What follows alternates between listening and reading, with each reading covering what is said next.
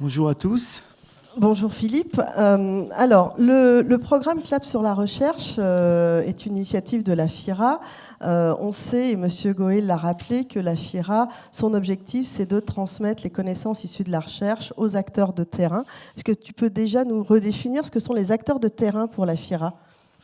Alors, les acteurs de terrain, c'est un vocable que l'on a choisi en fait pour définir en premier lieu. Donc, dans les acteurs de terrain, du côté de la FIRA, nous incluons d'abord les personnes handicapées, leurs familles, et ensuite une attention aux professionnels qui les accompagnent, aux associations qui travaillent dans le secteur du handicap, et puis bien sûr dans les dynamiques inclusives, on va retrouver bien sûr par exemple les enseignants qui accueillent des enfants handicapés dans les écoles ordinaires, tout le monde de l'entreprise aussi qui se mobilise par rapport à l'emploi des personnes handicapées. Voilà, on est dans ce monde-là. C'est comme vous voyez un terme très très large en fait, en quelque sorte. Merci. Donc le programme CLAP sur la recherche, qu'est-ce que c'est ? Pourquoi il a été mis en place ? Et quels sont ses objectifs ? Alors quand on a commencé à discuter au départ de ce programme, en particulier avec la CNSA et la Fondation Handicap de Malakoff Humanis qui le soutiennent, c'était vraiment le sentiment d'une perte en fait. Vous voyez, il y a énormément de projets de recherche, enfin énormément, il y a des projets de recherche qui se développent, et puis ces projets de recherche, quand ils sont terminés, il y a souvent une volonté de valoriser scientifiquement les résultats, et ça c'est quelque chose qui est bien sûr important, mais c'est une valorisation qui reste dans le monde scientifique, elle se fait par les articles scientifiques, qui publient dans des revues à comité de lecture. Elles se font aussi dans des conférences scientifiques qui accueillent en majorité des chercheurs. Et puis, après, il y a peu de choses qui sont faites la plupart du temps pour arriver donc à avoir ce qu'on appelle la valorisation sociale ou ce que l'on appelle, nous, le transfert des connaissances donc vers les acteurs de terrain. Voilà, ça part vraiment de cette idée toute simple, mais c'est vrai que c'est bien quand on démarre un programme de partir d'idées simples, c'est souvent un bon signe. Très bien, et du coup, comment vous êtes arrivé sur cette idée de vidéo, d'espace multimédia que tu vas nous présenter ? Comment vous êtes arrivé à cette conclusion que la vidéo allait être un support ? Alors, dans le cadre de nos appels à projets que l'on ouvre depuis 2010, dans le cadre de ces appels à projets, donc ce qui est demandé aux projets sélectionnés, c'est bien sûr de coproduire des connaissances en lien avec des acteurs de terrain et des chercheurs, et aussi de mener à bien ce transfert des connaissances issues de la recherche vers les acteurs de terrain. Et on avait eu la possibilité sur certains de ces projets déjà d'utiliser l'audiovisuel, et on avait vu effectivement une différence. Sont des supports qui se diffusent bien via les réseaux sociaux.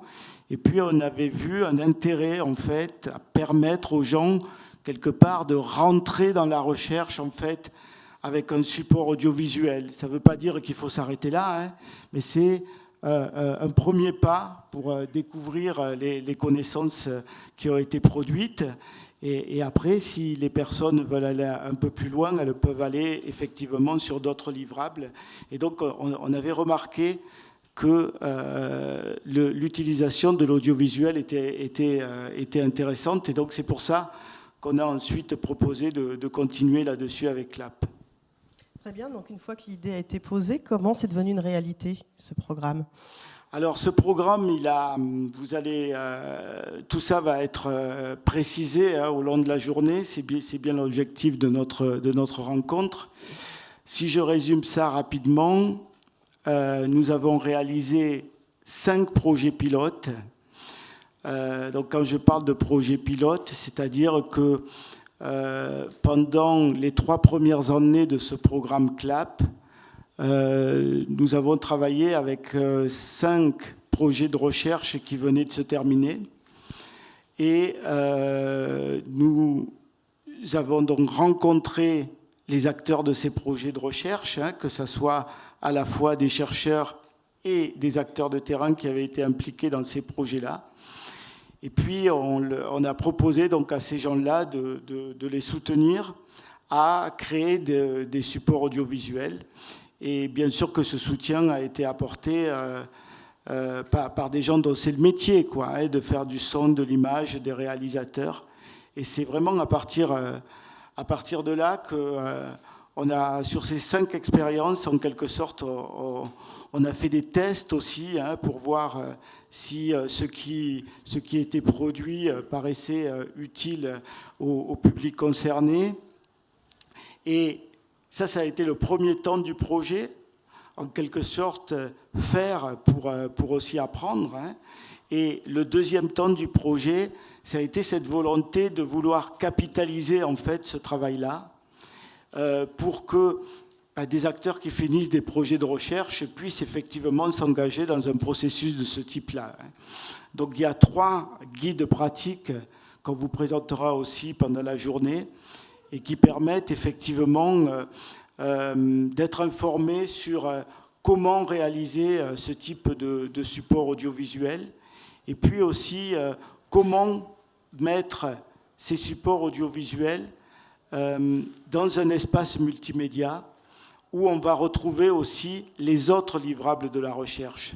Ça, c'est quelque chose qui, pour nous, est important au niveau de CLAP sur la recherche, c'est-à-dire qu'au début, quelque part, on était peut-être un peu mal parti parce qu'on avait idée que ces différents supports qui s'adressent à différents publics devaient être diffusés de façon séparée. Et en fait, on s'est aperçu que ce n'était pas le bon système. Et c'est pour ça qu'on a créé cet espace multimédia qui va regrouper tous les supports. Parce que, par exemple, on se dit, bon, les parents, il vaut mieux qu'ils regardent le petit film. Mais en fait, il y a des parents qui deviennent tellement experts de la problématique qu'ils rencontrent, qui vont être intéressés aussi, de par leur éducation, peut-être à se plonger dans le rapport scientifique pour aller chercher des points de détail qui les intéressent. Donc là, aujourd'hui, je pense que de ce côté-là, pour nous, on a vraiment... Vous avez mis au point une méthode. On n'a jamais une certitude, mais on est quand même déterminé pour effectivement garder cette idée-là. Donc, on crée des supports qui sont adaptés dans un langage non scientifique. On les met quelque part en haut de la page web, parce que c'est par là qu'il faut rentrer. Mais quand vous descendez dans cet espace numérique, là, vous allez retrouver des articles scientifiques, vous allez retrouver le rapport complet de la recherche, vous allez retrouver l'ensemble des livrables. Très bien. Donc, ces projets ont été donc les résultats des recherches de ces projets de recherche ont été traduits en vidéo dans le programme CLAP avec un espace multimédia. Ça a été rendu possible par quel financement? Parce que tu as parlé tout de suite de la sélection des projets, mais au début, il a fallu aller chercher des partenaires pour soutenir ce projet. Alors, ce projet a été soutenu, comme je le disais tout à l'heure, par la CNSA et la Fondation Handicap Malakoff Humanis. C'est eux qui nous ont apporté le soutien. Alors, au départ, on était parti sur un projet de 3 ans, mais bon, on est tombé dans une période qui était un peu compliquée. Donc, on a mis 1 an de plus, mais globalement, on est arrivé à garder et à réaliser les objectifs qui étaient fixés au départ. Très bien. Alors, CLAP, on va voir les 5 projets pilotes. Est-ce que ça va continuer? Comment va continuer l'activité de ce programme? Alors, c'est une rencontre de restitution, mais c'est une rencontre de restitution qui ne ferme pas le programme CLAP sur la recherche. Vraiment, notre objectif, nous, c'est de pouvoir continuer.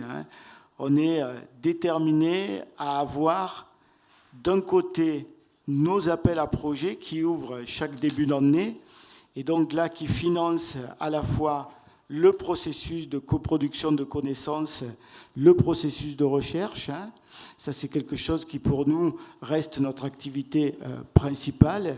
Et dans le cadre de ces appels à projets, il y a bien sûr tout le travail de transfert des connaissances vers les acteurs de terrain qui est réalisé.